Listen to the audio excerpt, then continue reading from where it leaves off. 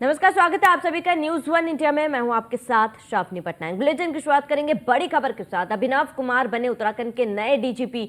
बड़ी खबर आपको बता रहे, अभिनव कुमार ने संभाला डीजीपी का कार्यभार। अभिनव ने न्यूज वन इंडिया से खास बातचीत की है। कानून व्यवस्था को लेकर सर्वोच्च प्राथमिकता बताया है। फोर्स में अनुशासन को भी बताया अपनी सर्वोच्च प्राथमिकता।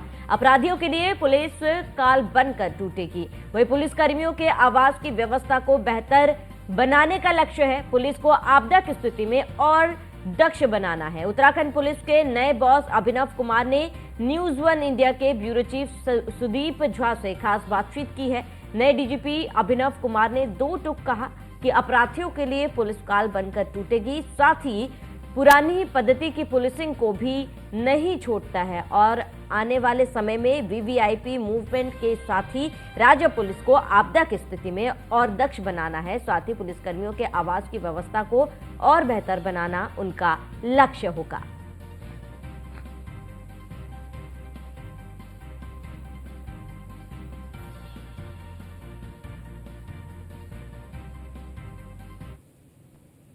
उत्तराखंड पुलिस की कमान अब 1996 बैच के सीनियर आईपीएस अफसर अभिनव कुमार साहब के हाथों में होगी। हमारे साथ बातचीत करने के लिए हैं। सर, सबसे पहले तो बहुत बहुत बधाई।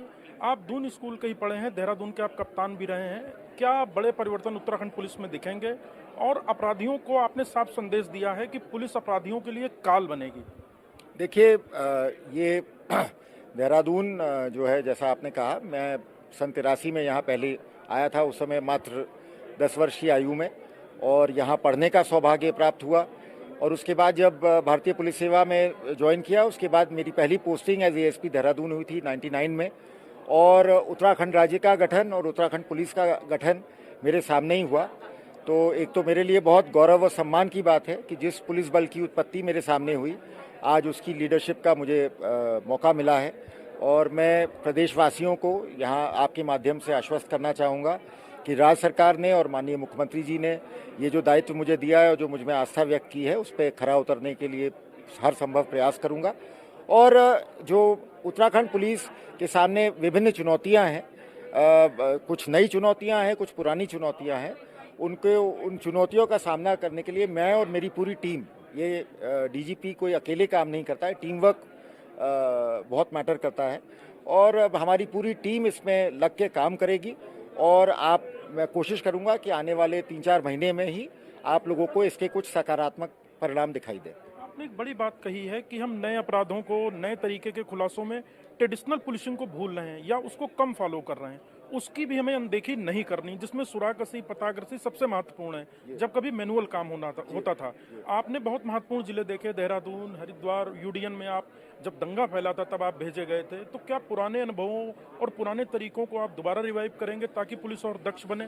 देखिए, मेरा मानना यह है कि पुलिस एक ऐसा प्रोफेशन है जिसमें पुरानी सिखलाई कभी भी मतलब उसका रेलेवेंस कम नहीं होता, क्योंकि पुराने टाइप के अपराध भी हो ही रहे हैं, है ना। कभी कभार नकबजनी भी होती है, कभी कभार पुराने टाइप की राहजनी, लूट डकैती वगैरह भी होती हैं, अभी भी हाल फिलहाल में हुई। तो जो ट्रेडिशनल पुलिसिंग के चैलेंजेस हैं और जो ट्रेडिशनल मेथड्स हैं, वो लगातार बने रहेंगे। उन पे भी हमें काम करना है। जो नए चैलेंजेस हैं, साइबर क्राइम के, ड्रग्स के, महिलाओं के खिलाफ अपराध के, उनसे भी निपटने में कोई कसर नहीं छोड़ेंगे। आपने वेलफेयर पे बहुत फोकस किया और विशेष तौर पे कहा है, गृह मंत्री जी ने कहा है कि जो हाउसिंग एक समस्या है पुलिस कर्मियों में, उसमें अधिक से अधिक काम करना है। तो सर, क्या आपने कोई अभी से रोड प्लान बनाया है? कोई आपके दिमाग में कुछ ऐसा है? कल हमने अपने सारे एसपीज के साथ एक मीटिंग रखी है, तो उसमें एक शुरुआती खाका और हम अपनी प्राथमिकताएं उनके साथ शेयर करेंगे। उनसे जो उनकी ज्वलन समस्या है उनके बारे में जानकारी लेंगे और आने वाले हफ्तों में और महीनों में एक ठोस रूपरेखा तैयार करेंगे, जो आपके साथ समय समय पे साझा भी करते रहेंगे। और आई एम कॉन्फिडेंट कि आपको जल्दी उसके अच्छे परिणाम देखने को मिलेंगे। आखिरी सवाल है, सिलक्यारा टनल ने हमें बहुत कुछ सिखाया, हमारी फोर्स भी लगी रही, देश विदेश की कई एजेंसियां लगी थी। अब हमको भविष्य के लिए कितना दक्ष होना है, वो भी तब जब ग्लोबल इन्वेस्टर समिट होगा।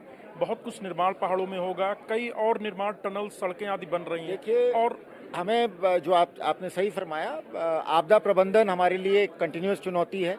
और अभी ग्लोबल इन्वेस्टर समिट होने जा रहा है, जिसमें शायद honourable prime minister, honourable home minister भी आएंगे।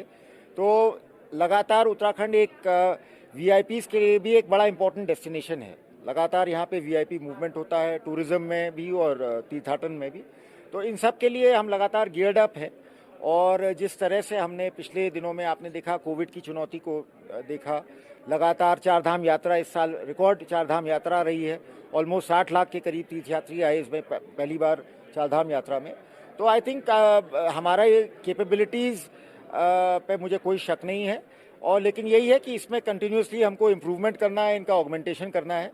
और मुझे पूरा विश्वास है कि राज्य सरकार के समर्थन से, उनके मार्गदर्शन से हम अपने हर चुनौती का सामना करने में सफल होंगे। Thank you sir. तो आप थे अभिनव कुमार साहब जो उत्तराखंड पुलिस के नए टॉप बॉस बने हैं। इन्होंने साफ कहा है कि अपराधियों के लिए जो पुलिस है वो अब काल बनेगी और सिलकेला टनर से भी बहुत कुछ सीखने को मिला।